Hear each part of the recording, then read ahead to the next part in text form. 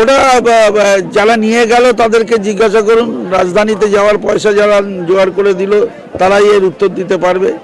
মমতা বন্দ্যোপাধ্যায় 90 সালে তার মাথা ফাটিয়ে দিয়ে হত্যার চক্রান্ত হয়েছিল, তাতে একটা মোমবাতিও জ্বলেনি, কেউ নিয়ে গিয়ে রাজধানীতেও পৌঁছে দিতে যায়নি। এই সমস্ত এর পেছনে রাজনীতি আছে। যারা এই জিনিসগুলো করছেন তাদের কাছে এখন সাধারণ মানুষ হয়তো প্রশ্ন তুলতে পারে যে রাজধানীতে যাওয়ার মতন পয়সা জোগালো কে?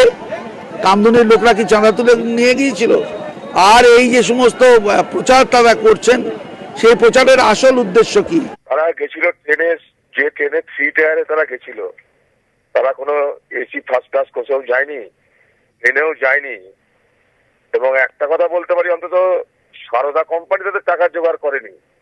সব থেকে বড় কথা, যিনি বলছেন তিনি তো মন্ত্রী, তাকে আমি অনুরোধ করব যে রাইট টু ইনফরমেশন অ্যাক্ট নামে একটা আইন ভারতবর্ষে চালু আছে।